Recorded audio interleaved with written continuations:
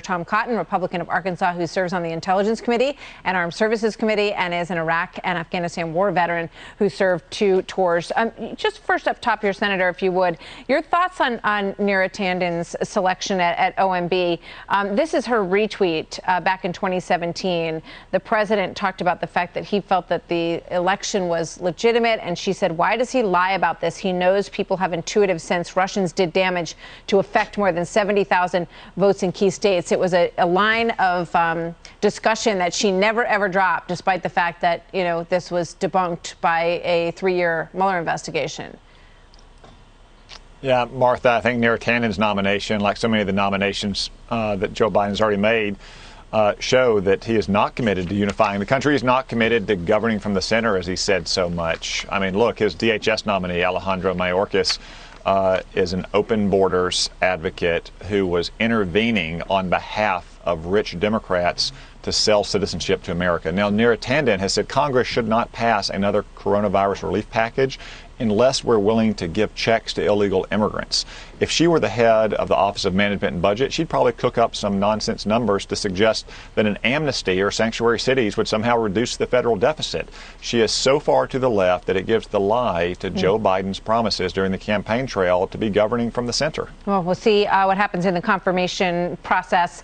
I do want to ask you about Iran. Interesting piece today by Tom Friedman in the New York Times, essentially saying to the incoming President Joe Biden, this is not the Middle East that you left 4 years ago. And he says that when Iran sent over 20 drones and precision-guided missiles to the Saudi Arabian oil fields, it was a huge game changer, and that the Middle East has scrambled in a completely different way that he needs to be very aware of. It pushed Israel and the UAE and Bahrain into agreements and recognition of each other, and, you know, the future for doing trade as well. There's been a complete reorganization under President Trump's work.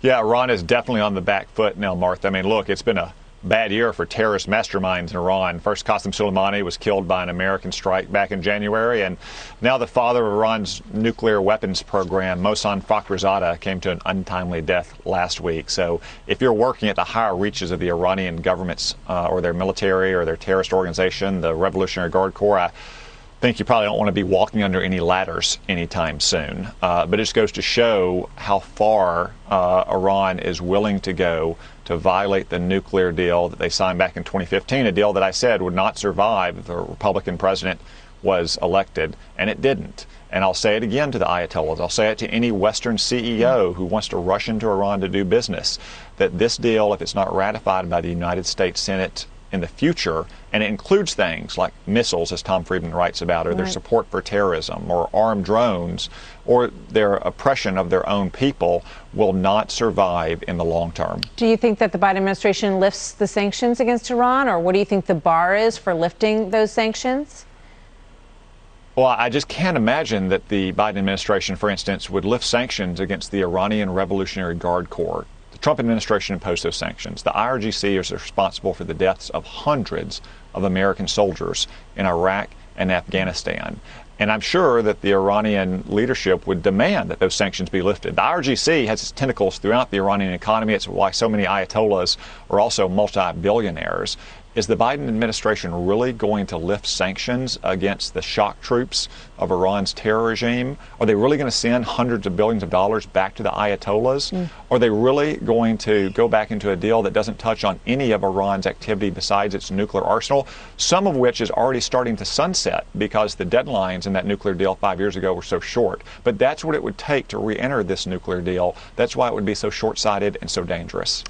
There's an op-ed in the Wall Street Journal that says the Obama crowd is siding with Iran against Israel and the United States, though neither have claimed responsibility for the killing of this nuclear scientist, which you mentioned. The Obama crowd's continuing illusions, the Journal editorial page writes, about their Iranian diplomacy shows that they've learned nothing in exile.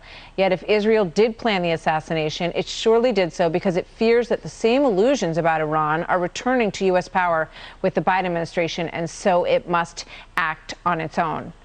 Last thought on that, Senator? Yeah, I mean, I can't comment on Mohsen Fakhrizade's death. I just say it's a pretty dangerous time to be a senior leader in Iran's military. But unfortunately, the Obama administration in the past, and with Joe Biden's full support, and a lot of the people he's nominated, did actually want to rearrange our alliance structure in the Middle East. And they were more sympathetic to Iran than they were to Israel or some of our longtime Arab partners as well. We've made tremendous strides. We've seen multiple peace deals signed in the last few months. Yeah. I hope that Joe Biden doesn't want to unravel all of that. What do you think about the weaponry that was used in that assassination? According to the reports, it was a remote-controlled machine gun. Well, you don't want to be on the business end of a remote-controlled machine gun, Martha.